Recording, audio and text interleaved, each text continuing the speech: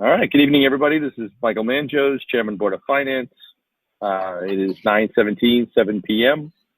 This is the Board of Finance regular meeting. Please allow me to confirm those members, staff, and participants are present in here. I will also ask the moderator to confirm the digital identity of each of the aforementioned participants after affirmative identification. Steve Kirsch. Present. Dan Krishapny. Present.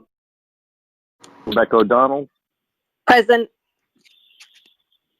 And I don't think John or Craig are going to be here tonight. They're not expected to be. But we should have Ken Kellogg, First Selectman. Ken Kellogg here. Ron Bonovsky. Present. Heidi Mead. Present. And Board of Ed, we've got Donald Lane. I'm here. And Joe Cobsa. Present. And Pat O'Hara, Treasurer. Present. And Deb Duchess. Deb Hine. Deb Hine. I'm sorry. Oh my God. I'm sorry. That's okay. Flashback. That's pretty funny. I hereby declare we have a quorum and call this meeting to order. Copy of the agenda and all related materials have been posted and can be found on the town Monroe's website, www.monroect.org, for public inspection. This public meeting is being conducted remotely in compliance with Section 1 of Governor Lamont's Executive Order 7B, dated March 14, 2020, using GoToMeeting electronic conferencing technology. Using this technology, the public shall participate in real time in this meeting via computer, tablet, smartphone, or telephone using access information set forth in the meeting agenda. Please be advised that each meeting has unique participation information, so please be sure you have access to the correct meeting. Notice is hereby given that only 250 participants may access this remote electronic public meeting at one time. Meeting using this technology is granted solely by the technology provider on a first access basis and is not controlled by the town of Monroe. While it is anticipated we will not exceed this participation limit for this meeting, should it appear that we are approaching said limit, so that any member of the public is denied access to this meeting, I, as chair, reserve the right to adjourn and continue the meeting at a later date using technology appropriate to ensure all members of the public may participate. Please take note of the following regarding this remote electronic public meeting. 1, this meeting is being conducted in real time. 2, this meeting is open to the public. 3, that any member of the public may listen or view this meeting anonymously. 4, this meeting is being recorded. And while we ask that you mute your microphone,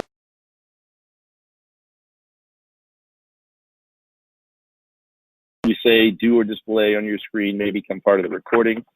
The recording should be posted to the town website within 7 days.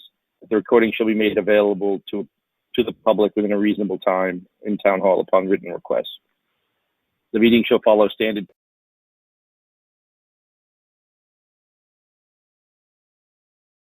For some reason, my phone's muting out. I don't know if I dialed in. I don't know if that's something you can change on your side.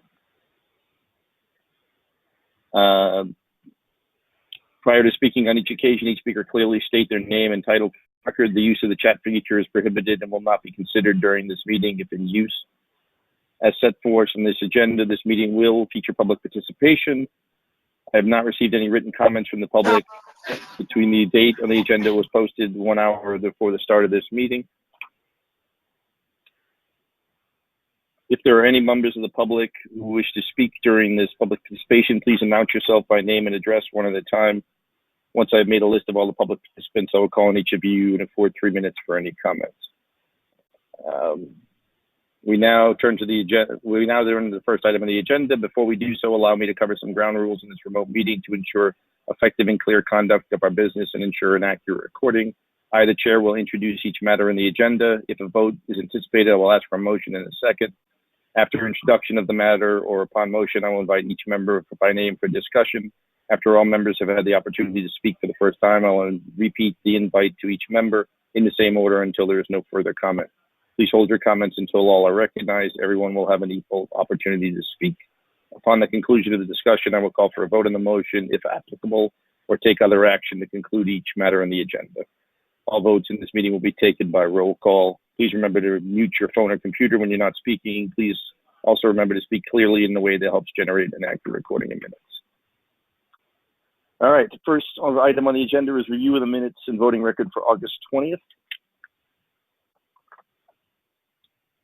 Mr. Want to Chairman, make a motion? Steve Kirsch, Board of Finance. I move to approve the meeting minutes and voting record for August 20th, 2020. You have a second? Rebecca O'Donnell, second.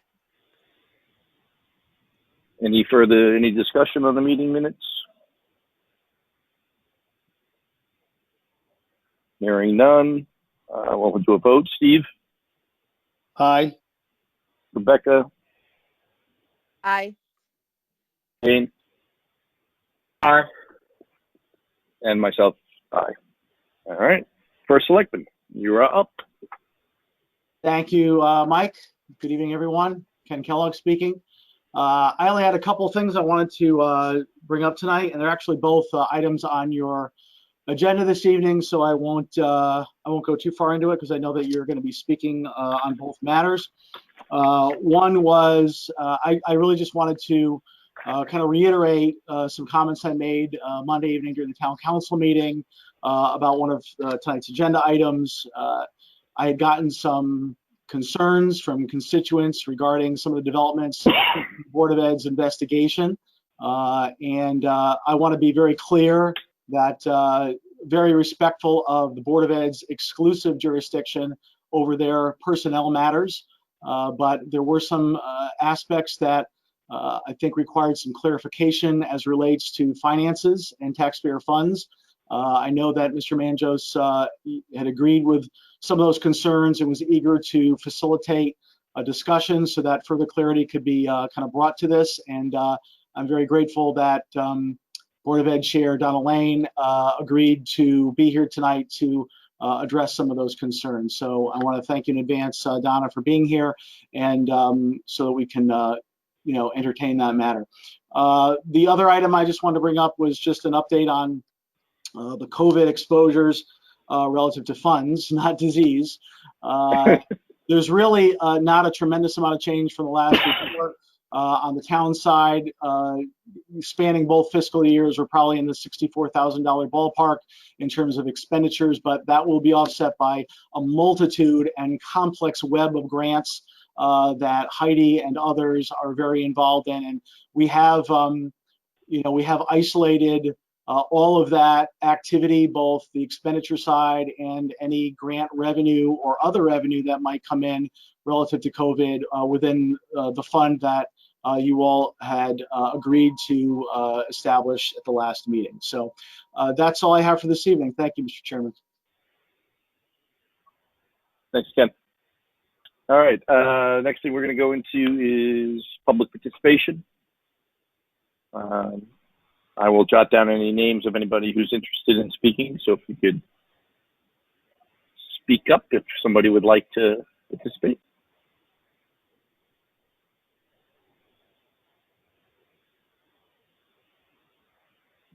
Last call, anybody's public participation? All right. Hearing none. The only item we have under unfinished business is our 3-year budget model. That's a placeholder to keep that going. I would like us to take that up next month and kind of make some kind of a plan going forward, because it's already September, and before we know it, we're going to be into budget season. So I'm going to put that as move that up for next month, but we will jump on that. So tonight, the first thing is we've discussed is discussion regarding financial issues related to the Board of Ed's investigation. I just want to say a few things before we get started. I'm sorry? Excuse me, Mr. Chairman, if I could just interrupt you for 1 minute. There was a technical issue earlier. Heidi needs to unmute everyone so they can indicate a desire to speak. So I would ask that you go back. I thought it was a little quiet. I would ask you to go back to item 4 on your agenda if you would. Sure, we're back to public participation. So if anybody would like to speak, please state your name and address, and I'll make a list and call on you one at a time.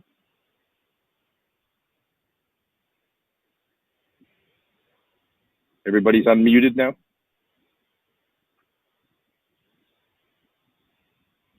Heidi, can you confirm everybody's unmuted? I'm having difficulties unmuting. Okay, then we'll just be patient, no rush. Won't unmute. There's always some fun challenges with these meetings. I spend my life on Zoom and GoToMeeting, so we understand. I'm supposed to be able to unmute everybody and it won't allow me to.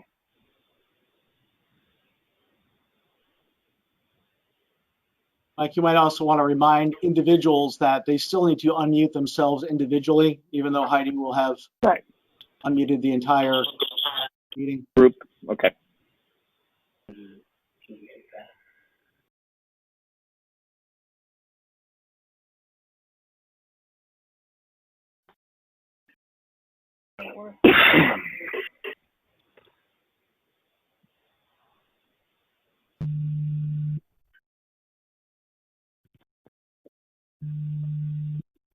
I think these people are choosing to be muted, so I think we're okay. Okay, so you think we're okay? All right, we'll make one more call just to make sure. I don't want anybody to feel like we're not giving everybody the opportunity, so we'll say one more call for anybody who wants to speak. Hearing none, we think our technical difficulties are fixed. We're going to move on. So, as I was starting to say, Ken alluded to, we had discussed some of the issues going on at the Board of Ed and reading some of the press releases and articles written, and I was concerned that the situation was not clear, and because the underlying issues were financial, I suggested that we invite the Board of Ed chair to speak directly to the Board of Finance and clarify the situation, both past and present. I have prepared some questions that I will ask, and then I will call on the other members of the board to ask anything else they want to cover. Please keep all questioning to finances, as we have no input on personnel issues, and we cannot make any line item suggestions to the Board of Ed. I'm sure certain questions might be difficult for the chair to answer, but I've requested that she provide the board and the town clear details on the financial issues of the board. So I will start us off. Donna, can you hear me okay? Yes, I can. Terrific. So to start with, can you please confirm that the Board of Ed has found no evidence of missing or misappropriated funds? I can confirm that. Again, the board has heard rumors around town on social media that people feel that there was circulated about missing funds, but I can confirm that that is not the case. Terrific. And that's really why I wanted to bring it up, because again, I think we all see things on social media and there's a lot of gossip around, but I wanted it to be clear that certainly that's not anything I was aware of, and I wanted clarity from you that that's true. Perfect. That is Can correct. you please, That's not true. can you please confirm that the Board of Ed has no knowledge and received no recommendations regarding any criminal activity or criminal behavior? Correct.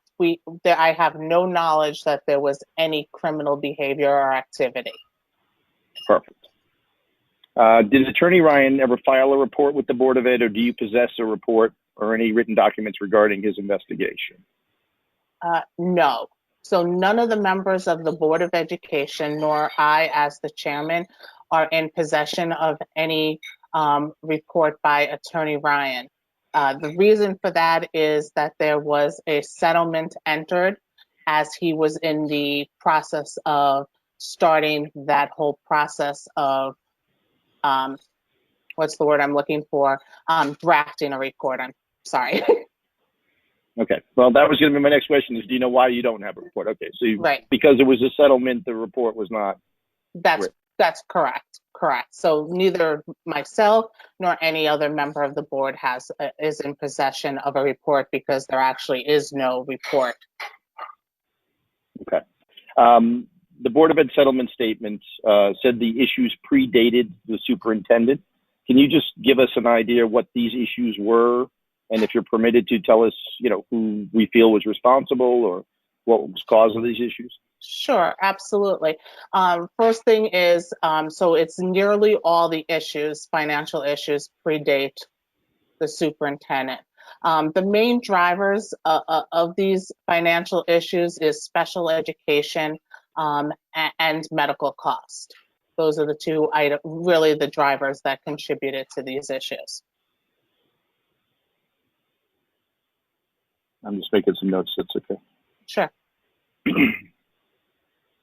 Okay, so I know special ed has been an issue for a while. I know we discussed it a year and a half ago at our budget meetings, and I know it's been a big part of the issue. Do we have a more accurate system for tracking special ed's costs on a monthly basis now? And are you able to provide that to the Board of Finance?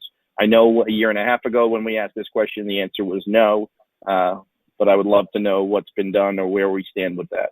Sure, absolutely. So after, during the winter when Joe Cobbs was made acting superintendent, because we did, so I'm sorry, let me just go back a second with regard to special ed. So for an unbeknownst to the board, for a short time, there was a situation where we had special education issues, which was about a year and a half ago, which you just made reference to. And at that time, we had asked for monthly reports presented to the Board of Education at our meetings on special ed.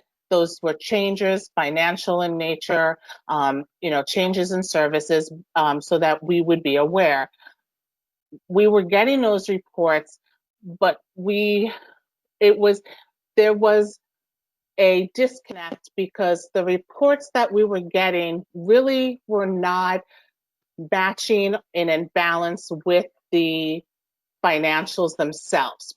And the issue we found out was that finance and special education were working independently of each other, and not everything was included. So we were still not really getting accurate reporting and tracking of our special education of the cost.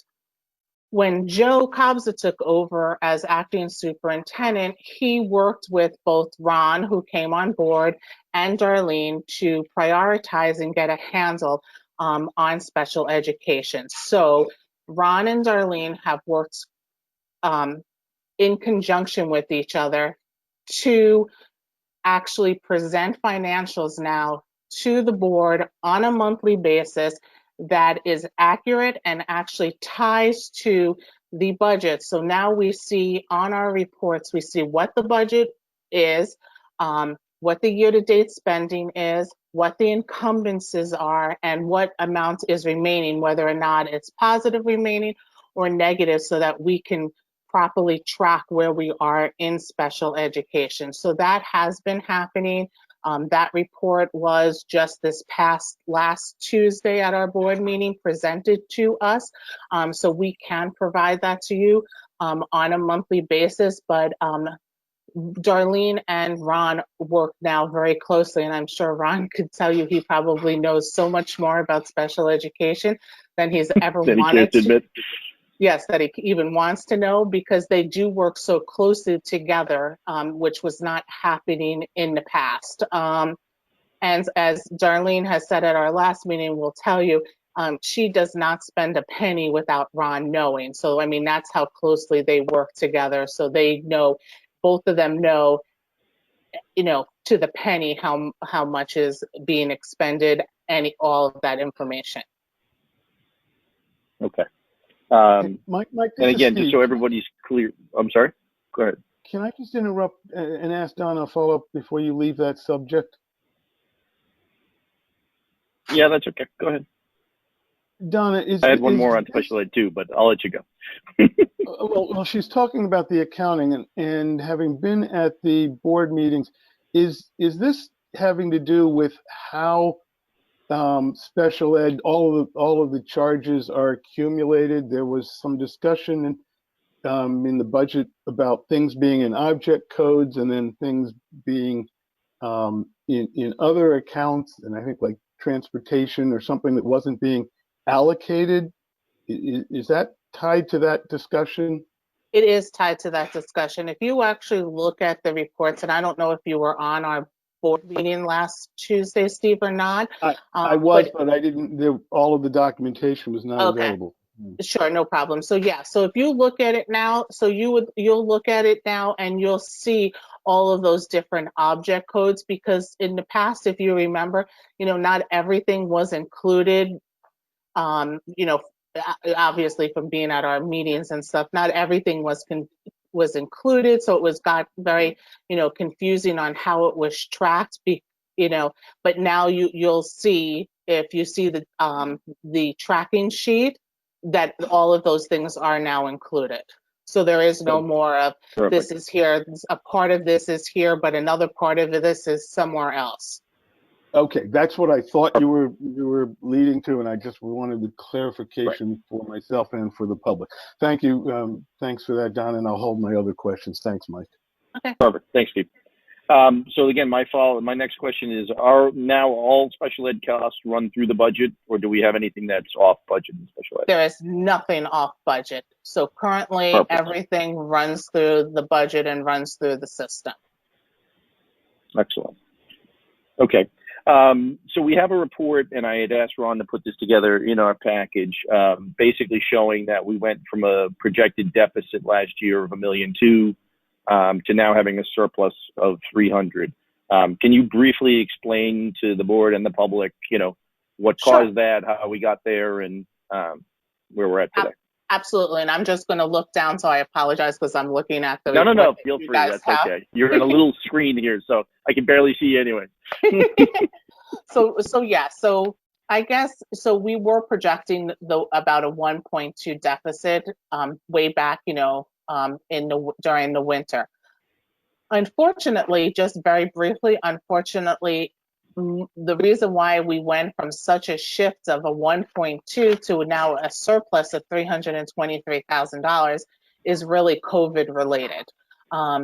Because the schools were closed for 3 full months, there was a number of savings there that's kind of shifted the pendulum to the other side. So if you look at it, the largest of the cost, if everybody's looking at that packet, you can see the largest of that savings is the transportation line item, which was $622,000, followed then by utilities, which is $110,000. And as you can see in Ron's notes and explanations, it's a third of the year because we were remote. The same thing with, and they're smaller items, but like even spring sports and that type of stuff is all because we did not have school in session. So because of those, everything being canceled, that really led to a huge savings.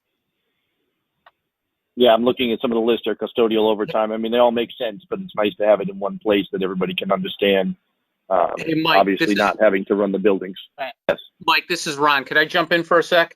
Please. The final projected deficit would have been about 900,000, not 1.2, but the spread was 1.2 between the final projected deficit had COVID not hit. Just wanted to clarify that. No, that's a good clarification. And just also so everybody's clear, because my recollection was the deficit was caused, we were about 600,000 under budgeted for medical. And then the rest was special ed pretty much primarily. Was that the two main drivers of that deficit? That's correct. But that is correct. It was lower. At one point it was projected to be 1.2, and there were a lot of cost mitigation strategies put in throughout, the latter part of the year. Okay. I just wanted it to be clear because I don't think it was clear that, again, there's a lot of numbers being thrown around. So I think it all makes sense when it's spelled out, but I really appreciate you putting it on that one sheet for us because it definitely makes it a lot clearer to see. And some of the things that when you read the list, it's like, yeah, it makes perfect sense that, yeah, you're going to use a lot less toner and other things that I might have not have thought of right off the top. So that's very helpful. Okay. So the last question I have is as far as the funding of the settlement. I know Jack's being a consultant and there's going to be expenses settling that funding. Is that budgeted in this year's budget? So after the settlement took place at the end of August, Ron and Joe spent probably a 2-week period going through the current year budget, because if everybody remembers correctly on the board, we were still trying to mitigate some of the cuts So we had not finalized the budget yet from the changes that the Board of Finance had made in the spring. So we had left it open, not everything, but a small portion. We'll call it the phase 3 cuts. So we didn't finalize it. So Joe and Ron over the past couple of weeks have really been combing through the budget, and they did account for it. So when we last Tuesday voted on the 2021 budget, it is included, and the main reason why we included it is because of some COVID-related summer stuff that did not happen, sort of like our summer maintenance and stuff that we did not do, so we were able to put it in there. Now, that said, we will still need to, as Ron has made sure that I am well aware, we will need to watch that closely because of COVID, because of special ed, watch that closely to see where we are. So we have, need to watch our budget very closely. No. And that's a great point. And it's something else I wanted to speak to was obviously, we are still in a very much of a fluid and unknown situation.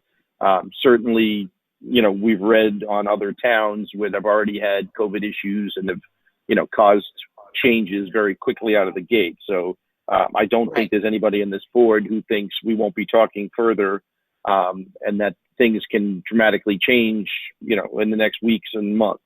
And certainly as things change with sports and things change with attendance, the budget can be very fluid. So I would not be surprised to have you come back and say things have changed and we need to talk about other things. So we are prepared for that, and I'm very comfortable with that.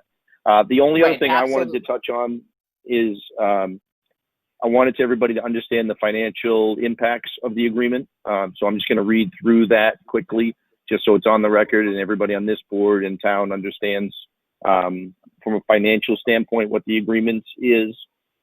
So the essential terms, so there are 3 options. The first option is that Dr. Zamory stays as a consultant through June 30th, 2021. He gets 1 year's pay, including an annuity. He's able to retire with 35 years of service. There would be, on his leaving on June 30th, 2021, there would be 1 year of salary that he's foregoing. There would be the elimination of post-employment medical under the contract, which would equate to about 7 years of that, which is a significant savings, and then no sick payout. The option 2, he would stay as a consultant, and if he finds an out-of-state position prior to January 2021, he would get salary until departure. He would get sick time payout, which is $45,293.72, and differential pay between the 2 positions.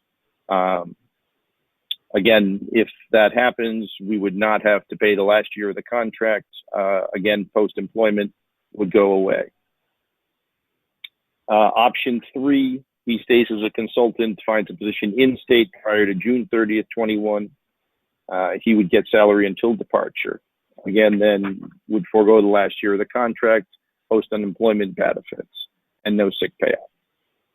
So there are different options. There are different things to the terms, but at least it is now documented, spelled out. And to me, I was not expecting you to tell me it was budgeted when I was writing these questions a couple of days ago. So I'm very happy, and Ron, I appreciate that, and Joe, to make sure that's covered. I think we all know that in the past, some things that should have been covered were not. So I love to see no plugs, and I love to see that covered. So thank you for that. I will now turn this over to the other members. So hopefully if they have anything else they want to cover, and we can continue on that. So why don't we start with Steve? Do you want to start off? Sure, Mike. Thank you. Okay, so let me just start off where you ended. So everything for Dr. Zamory is in the budget in an amount that would take us through June of 2021, which would be the worst case, correct? That is correct. Okay. I'd like to go back to the investigation, if I might. what did the investigation by Attorney Ryan cost? Number one, and number two, is your relationship with Dr. Ryan with Attorney Ryan complete? And that is to say, were all expenses incurred in the last fiscal year, or are there still ongoing expenses in this current fiscal year? All right, so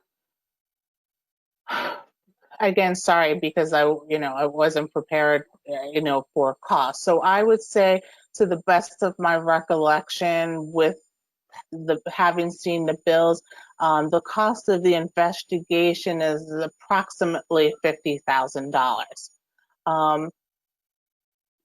So to answer the second part of the question, which was, is it all expended in last year or this year? Obviously, the investigation itself, those expenses were incurred, the majority of that last year. With the settlement, those expenses would have occurred over the summer, so they would be this current fiscal year. Okay, and so are there any more expected ongoing expenses with Attorney Ryan, and are they included in the budget that you all passed last week? So there, the best to my knowledge, no. As from the point of view of the Board of Education, that would be settled with the settlement. I'm not sure if Ron has gotten probably the maybe the last couple of weeks. Yeah, so Donna, so let me just clarify some things. I have the information right at my thank you, Ron. fingertip. So what we've paid Attorney Ryan to date is actually about $67,000, and that goes through. Hang on one second.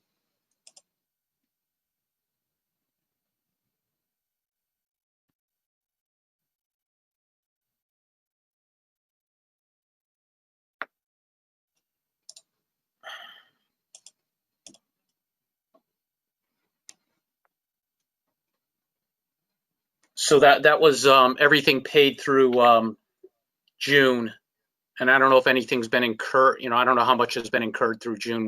I don't have an updated invoice. So that was just paid in August, and it was for all of his time through June.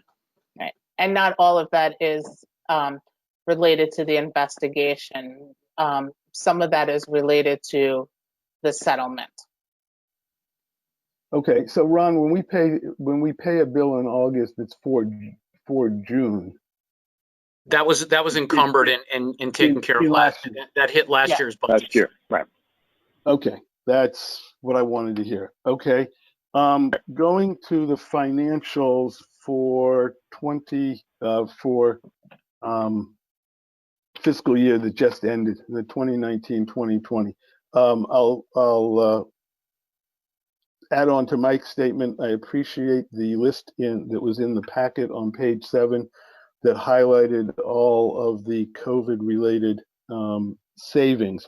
When I compare that to the total budget with all of the object codes that were in our board pack on pages 8 through 10, just for the record, I noticed that there was a number of line items that had savings that were greater than the COVID amount. For example, in the COVID list, object code 751200 showed a savings of $73,559. In the fiscal year 2020 report, which page 1 of that report, which is in the board pack, page 8, the total was $95,559. Likewise, the object code 751250, which is stipends, COVID accounted for $11,666 of a total savings of $45,666. So, again, just wanted to point out that there were other savings that did occur throughout the year for other reasons, there were just regular budget, budgetary savings. So it's the two reports are very useful to look at that. So I appreciate that. Thank you. Yeah, and Steve, what I did go through, and obviously there's multiple accounts in these object codes, and there were certain expenses that we were gonna come in under budget without COVID, and right. To your point. Right, and that was, yeah. Thank you, Ron, because basically that's the way I was reading that. And so if you subtract the COVID out of the total, people would be able to see what the quote unquote normal savings or normal over budgeted items were. So those are my only Great. only issues Appreciate that, Steve. for these first three items. Thank you, Mr. Chairman. Great. Dane, do you want to go next? Is there anything you wanted to ask? No, I have nothing to add or ask. It is already covered. Terrific. Thank you. Great. Rebecca? Yeah, so it's Rebecca O'Donnell, Board of Finance. I just had a question regarding the management of the Board of Ed finances. So what is the plan going forward? And I know I don't want to get Great into question. personnel, but I just want to make sure, is there a plan, or what are your thoughts? Like, what has the board been talking about? In regard to the finance specifically, or for the whole the whole administrative organization? I would say both. I know Ron is now, helping out, but I just want to know whether or not there's a plan in place, and if you guys are talking about that. Oh, absolutely. Sure. So yes, we are currently talking. Right now there has been, and I will say there's been discussion throughout the year, but right now so going back, there has been discussion with the town with regard to Ron and this split role that he is currently doing. It was very difficult, and I'm sure Ron can jump on this, during COVID and during the winter and into spring, to really evaluate whether or not a dual role between the finance director, between the board and the town would work, because of all the craziness with COVID. We are currently talking Joe and Ken and the HR person and Ron right now, and we just covered this at our meeting on last Tuesday night, on ongoing discussions as to can this dual role work with Ron as the director of finance of both, and how that's going to work going forward. So yes, those discussions are currently underway and taking place. Okay, thank you. And I appreciate that Darlene and Ron are working so closely together. That's really great to hear. Oh, Really great to yeah, hear. we're happy. We all know, I think, there's been a little bit of silo work over there, and it's not always been the same. Rebecca, did you have anything else you wanted to cover? No, that was it from me. Thank you. Okay. The next thing on our agenda is honestly the review of Board of Ed financial reports. I think we might have covered the majority of this, unless there's something else anybody wanted to discuss on the Board of Ed finances last year or this year, because it's all kind of covered under this. I feel like we might have touched on some of this already, though. Does anybody have anything else on the financial impact for COVID for this year? Or is there anything, Donna, you wanted to speak to as far as COVID that's happening that you maybe have not anticipated, or things you're hearing from other places that you want to touch on? As long as we have you here, we can take advantage of it. Absolutely, I'm more than happy to answer that. So yes, I think that what we have found out over the summer, and I'm sure Joe and Darlene can jump in, is that we are experiencing an anomaly with people moving out of New York City and moving into Monroe, Connecticut. I think that, and I hear people tell me this all the time, wow, there's a lot of New York plates driving around Monroe. So, so far, and again, our official enrollment numbers are not taken until October 1st, but currently right now, even with children who unenrolled in school, and unenrolled meaning is not those kids who decided to do temporary remote learning. We're talking about children whose families took them out of Monroe Public Schools. They're either homeschooled or they're seeking some sort of other homeschool type program. We have 19 of those children. Our enrollment is up 57 students. If you added those kids who were removed, now you're talking over 70 students year over year. A lot of them are, in fact, coming from out of state. And what we are seeing, which is something that we are looking closely at, is special ed. There are a couple right now. We have 2 children who Darlene can talk on that are potentially here coming in that are going to be high cost. Students who were not anticipated, obviously, in this budget. So because COVID has really put us in quite an anomalous situation with regard to not only enrollment, but also needs of the kids, we're watching this extremely closely. And usually by now, most of our students are settled. I do know from the 2 realtors on our board, Shannon and Jeff's houses are still closing. So the unknown is we don't know if we're done or if there's more students coming. And we're just watching it, like I said, extremely closely because we don't know how that is going to impact our current year budget as we move along the year. Okay. Yeah, no, I'm not surprised. There's 4 houses on my street. 2 have sold in the last 2 weeks, both out of state. So I'm seeing it firsthand. So it's interesting to see. Okay. So the last thing on our new business is I did receive a letter from Donna from the Board of Ed requesting the transfer for the Educational Capital Reserve Fund to Section 10248A. This is something that we've traditionally done over the last number of years, but I did want to recommend that we push this till next month. Next month, we are going to do all of our transfers on the town side. And there's 2 reasons why I would recommend this. One is I know that there were changes made to the 10248A law last year.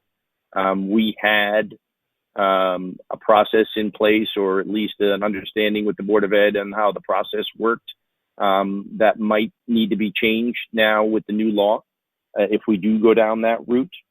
But there's 2 other things I want us to keep in mind. So this money was originally thought to be put in for capital. I might also talk to the board, and I would like us to discuss at next month's meeting whether we create a fund for COVID or also possibly start talking about creating a special ed fund. Obviously, as Donna's alluding to, there is very difficult to control, project, even with Ron's and Darlene's monitoring constantly. It can change in the next month and there's no way to control that. So I think putting all of the responsibility of the risk on the Board of Ed side on special ed is difficult and something that we've run into problems in the past for. So I have always thought, or at least over the last few years, that it might be something we talk about putting a separate fund just to address special ed issues that come up as we go forward, so it doesn't throw off the budget constantly. I'm happy to discuss that with anybody else on the board, but I did talk to Ron. There is no pressing issue why we need to do this tonight, especially since all the other transfers for the town will be done at next month's meeting. So I'll open it up to the rest of the board on thoughts on that. Mike, this is Steve Kirsch, if I might. Please. While I've got Donna here, number one, if you want to put it off, I think those reasons are fine. Number one. Number two, I would completely agree in establishing funds for either COVID or especially for special ed. I'm well aware of the financing issues there. My other point, though, that I wanted to make with Donna present, because I really want to address it to her, is the same point that I made last month to the acting superintendent. And that is, Donna, obviously there were a number of items that were removed from your initial budget for this year that were not restored even after the staff took furloughs and such. And one of my questions is basically, is there anything that the board actually really needs that was on that cut list that you might want restored? Because personally, I look at one of the things that I look at this $323,000 is, in the absence of COVID, which we've pulled off and put in a separate count already, if you were giving the town back this money and then had a need, you would, under normal circumstance, come forward and we would evaluate your request and maybe give you some money out of that fund. And so if my request to you, and if you want to take this back to the board, that's up to you, is if there's something on that list, and obviously if there's something on that list that you need funding or you think really is educationally important to fund, I'd like to know about it so that we might be able to discuss giving you all some money. Obviously, we cannot direct what you do with any money. By law, we can't tell you how to spend any money we give you, but if there was something, I would be interested in entertaining a request if the Board of Education thought there was a request to, get some funds back for some of those, some of those items that were removed. Thanks, Steve. We have a meeting because I'd like to, brainstorm this with Joe, because obviously things are changing. So things that things on that list that we would have possibly said back in February would be completely different than what we would possibly say now as what we feel is important because of the whole COVID change of the world. So we have our Board of Ed meeting on Monday night. So I'm going to, put that on our agenda so that we can have a discussion at our Board of Education meeting. So then we'll be able to come back to the Board of Finance for next month's meeting and be able to tell you that list. But I'd like to have the whole board involved in that discussion. Obviously, yes. I wasn't asking you to make a decision yourself tonight. I wanted to make my feelings. Yeah, no, I wanted to make my feelings known to you. I had already, as I say, indicated it to the superintendent at this board meeting last month. But so whatever you choose to do. Great, thank you. Yeah, so we'll put that on our agenda and cover that. Thanks. Thank you, Mike. I'm done. Dane, anything on your side? No, I'm all right. Waiting for next month to go over it. Perfect. Okay. Rebecca? Likewise, I think I don't have any objections, and I think with that, for the short amount of time that I've been part of the Board of Finance, I see how fluid special ed is, right? It's been a learning experience. So I do like the idea of creating a fund either for COVID or special ed, just because it's an ongoing issue that is hard to manage. So I think that would be it's a good strategy. So I'm interested in how that progresses. Yeah. Terrific. All right. So we will push that to next month's meeting. Appreciate the agreement there. Thank you, guys. Mike, can I the next go ahead. I'm sorry, Mike. I just want to add one. No, please. One quick piece on the special ed Please. piece that Darlene's on, but just one other piece that makes this unstable. I don't know if, I don't think, I just wanted to make sure it was on the record with this, that this group knew. I know Darlene, I think, apprised the Board of Education at our last meeting of a federal court ruling that impacted us. So prior to this year, students received special education services until they were 21 years old. And what would normally happen is they would receive those special education services until the end of the school year of their 21st year. This recent federal court ruling just mandated that students can now receive services until their 22nd birthday. So, you know, that added a few kids onto our list that we did not budget for this year because we assumed that they would have aged off, and then this ruling came down. So just another piece that makes it a little bit. Okay, I would appreciate that. And just to all of you, are you guys for our October meeting, would you be able to provide us that kind of updated budgeted? Because I know you will have the kind of student count, and at that point, maybe we can look at where we're at for that meeting as well, because maybe that'll impact our discussions.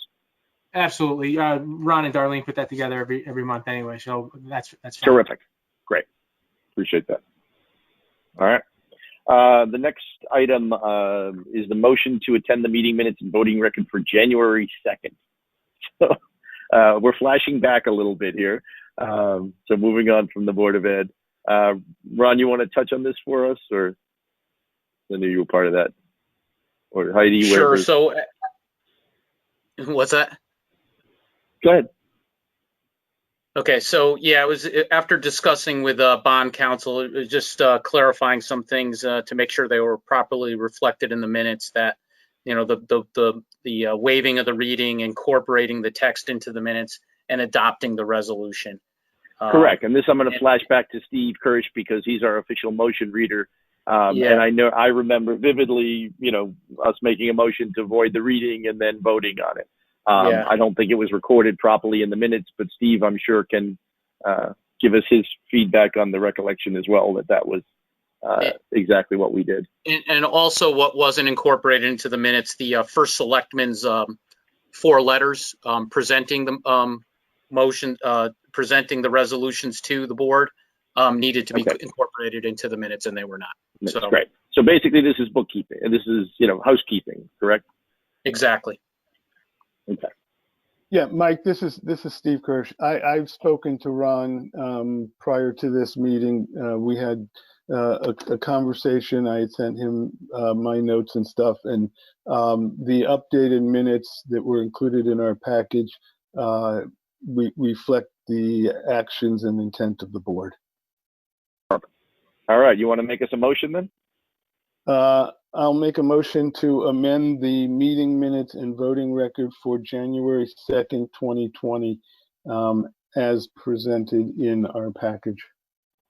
Terrific. We have a second? Kirk Navy, I'll second the motion. Terrific. Steve, all those in favor will have a vote. Move for the discussion. Aye. Dane? Aye. Rebecca? Aye. And myself, aye. Terrific. Thank you, guys. All right. Last on our agenda is review of municipal financial reports. Ron, I don't know if there's anything specific you wanted to call out or bring to our attention.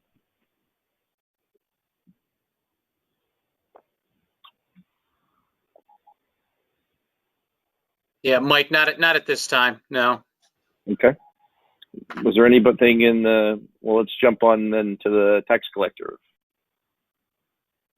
I won't call her by the wrong name now. Deb, you still with us?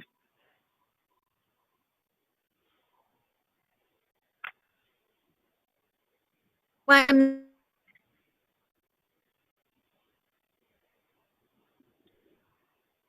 I heard her for a second. not coming in. There you go, Dave. Okay, I'm here now. I'm sorry. Terrific. The report is included. Everything is trending quite nice. There, I'm sorry. We're trending very nicely. We're right on track where we were last year. We have started getting second half payments a couple of days.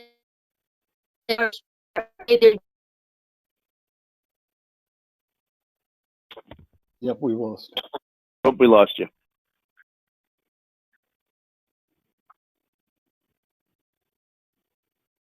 We're quite a bit in the last, so people are starting to pay the January taxes. And based on lower interest rates, the selectmen, we sent out notices to the real estate accounts. Notice lower interest rate is ending, and that October 1st it will go up to 6%. You're breaking up on us. I think I got the gist of it though. Yeah, what she was, Ken Keller, what she was saying at the end there was the executive order under the governor that allowed us or required us to have one of the tax relief programs. You'll recall the council selected the low interest rate program. In my discussion with Deb, I asked that she send out notices to those that were still delinquent on the July 1st payment, just to ensure that they were aware that anything that remains unpaid after September 30th, by law has to revert back to the original statutory rate. Just so that they're aware of that. I think that's terrific. Okay. And then treasurer? Mike, before we leave that? Oh, sorry, go ahead. Steve Kirsch, since Deb's not able to hear us, maybe Ken, you can address one or two things. One question I had is, do we know what the unemployment rate is in Monroe, number one? And number two, do we have any sense, have we heard from any of the banks, any of the escrow companies, how people are paying to them? Do we have any feel for, you know, what our citizens are experiencing in their ability to pay what would be their future taxes? Yeah, Ken Kellogg, I'll try to certainly answer the best I can. We don't, the official unemployment rates that were being published by the state, per the state themselves, were challenged by, I guess, certain data collection issues and categorization issues. So a lot of those rates were difficult to interpret. I know early on, I was providing some estimates during the height of the pandemic, which was based upon actual raw data the state was providing in terms of new enrollees to unemployment based upon the base of employed people out there. We would have to go back out and see what that raw data shows at this point, and as well as what we're looking at in terms of the official reports. I believe the unemployment rate, I would say, certainly improved since it originally since the pandemic, at the height of the pandemic, but I don't believe it has gone back down to what I would consider the baseline to when it started. And I certainly know, well, I don't have information in terms of banks and others that have escrow payments as to whether or not their customers are paying them. We can certainly try and with our existing networks, try and see what information might be available out there. I know from Deb's earlier report that the escrowed accounts were paid by and large, so I think that was a good news there. Positive, yeah. And I will just tell you, anecdotally, we continue to receive certainly a lot of inquiries and questions and concerns about people who are still struggling. So I mean, there's certainly still some issues out there, but we could certainly try to, I don't know that we'll get a report or anything, but we could certainly try and get some anecdotal information from some of the lending institutions. Okay, thank you. Yes, that's the unless you issue have we have. an inside line there. Perfect. Mike? Yeah. Go ahead, Deb. This is Debbie. I'm sorry, I don't know what happened to my computer. I had to go to the phone. That's okay. I No don't know problem. what you heard and of what it. you didn't hear. I think we got the gist of most of it. Okay, I'm sorry. No. It's that this is the world we live in now. So I mean, it happens to all of us. So no, just keep up the good work. I think it seems to be going quite well. So Deb, this is Steve Kirsch. If I'm looking at the package, page 96, the section that has the comparison to last year, I see our Yep. percentage collections are literally just about, the same percent collected. But Yep, it's exactly the same. Our collection amount is about $610,000 higher year to date from the report. So I think that's good. Yes. Yes. No, we're trending about what we did last year to collectibles. Right. Correct. That's why Yeah, it's okay. it's hard. I'm giving you collectibles because it's very hard because the budget, we went with a low budget number this year because we didn't know with the COVID situation. So it's the best way to do it is to collectibles to make, to apples to apples. Exactly. And I think it's great. appreciate that. Thank you. You're Thanks, welcome. All right, Treasurer? You got me, Mr. Chairman? I got you there. How are you, sir? Anything to call out in the report? I know it was presented. If there's anything specific you wanted to highlight?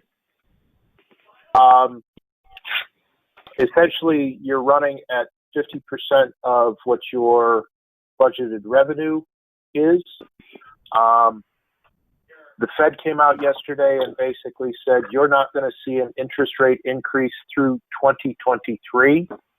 So what you're seeing right now as a return on investment is probably going to be with you for a long period of time.